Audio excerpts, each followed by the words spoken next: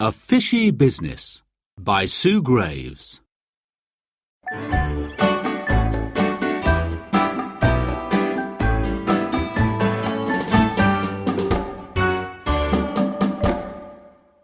Chapter 9. Anger in the Village. On Monday evening, Uncle Ted, Jack and Mary were sitting in the kitchen. Mum was making dinner. Uncle Ted was telling them about his visit to the local council offices that morning. "The inspector was amazed," said Uncle Ted. "I had to show him your recording over and over again, Jack. He was very shocked that Sid Scrub and his brother had lied to him." "But what is he going to do about it?" asked Mary. Just then the telephone rang. Mum went to answer it. She came back a few minutes later. She looked worried. "It's the manager from the old pump house factory," she said. "He wants to speak to you, Ted. He sounds really angry." Uncle Ted picked up the telephone. "Hello?" he said. The voice on the other end of the telephone sounded angry. "This is Ben Evans. I'm the factory manager," he said. "I want to know what you are doing. The inspector from the local council offices came to the factory today. He has closed it down. He says we're polluting the stream, but we're not. Now we've all lost our jobs. My workers are very upset about it. We want you to come to a meeting tonight at the village hall and discuss what is happening." Uncle Ted put down the telephone, looking very upset. "The factory has been closed down and all the workers have lost their jobs," he said sadly. "I didn't think of that." "Oh dear," said Mum. "That is terrible. What will everyone do?" Jack and Mary felt very unhappy. "What have we done?" said Mary. "We've caused so much trouble." "No, we haven't," said Jack. "We haven't caused any trouble at all. It's all Sid Scrub's fault. He and his brother polluted the stream." "But we must help the people who worked at the factory," said Uncle Ted. "They need jobs. They need money to look after themselves and their families." Suddenly, Mary had an idea. She told Uncle Ted, Jack and Mum. Everyone thought it was a great idea.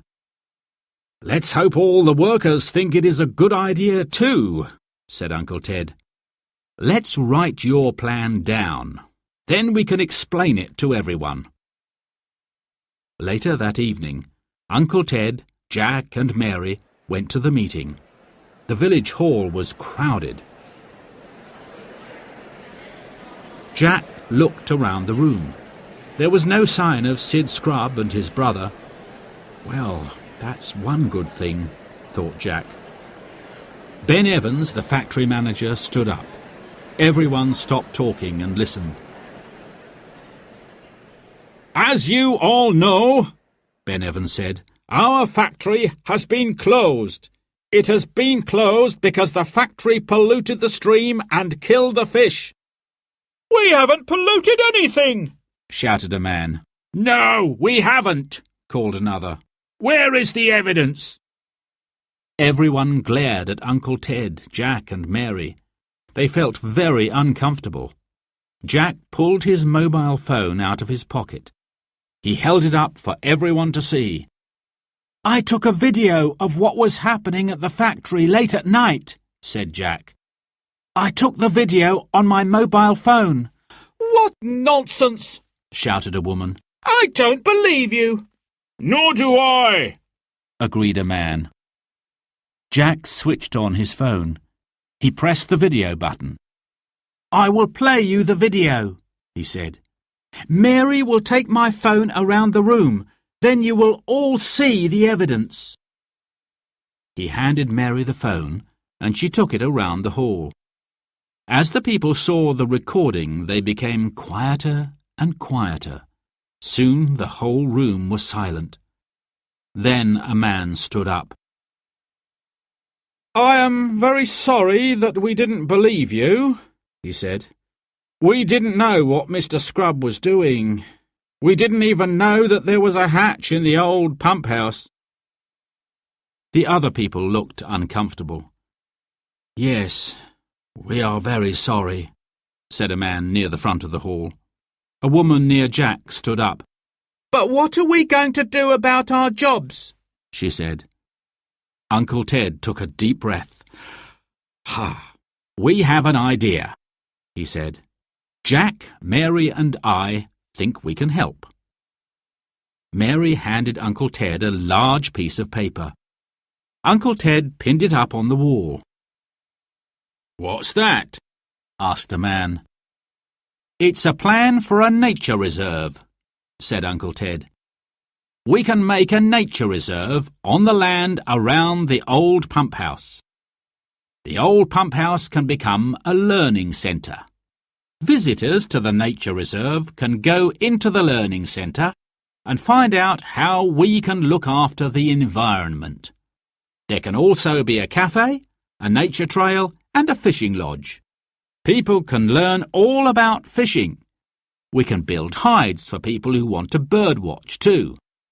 Yes, said Mary. We can show people how to care for our streams and woodlands. We can show them how to look after the wildlife that lives there. But what about jobs for us? Asked a man. You can all work at the nature reserve, said Jack. You all have lots of skills, don't you? I know all about birds, said a woman. I can take people to watch birds. I can work in the hides and tell the people about all the different birds they see. I make flies for fishing, said another. I can work in the fishing lodge and by the stream.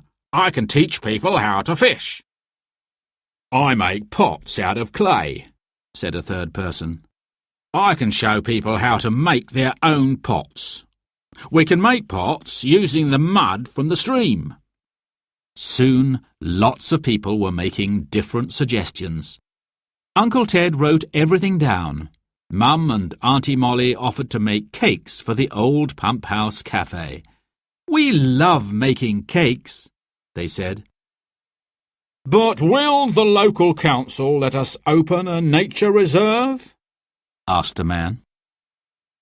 Jack, Mary and I will send in all these ideas. We will also send in the drawing we have made of the reserve, said Uncle Ted. And I'll write a letter, said Mary.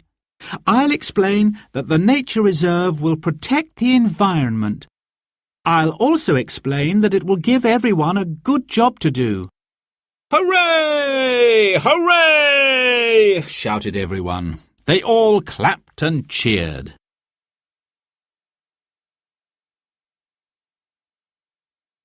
A week later, a large letter arrived for Mary. It was from the local council. Mary opened it.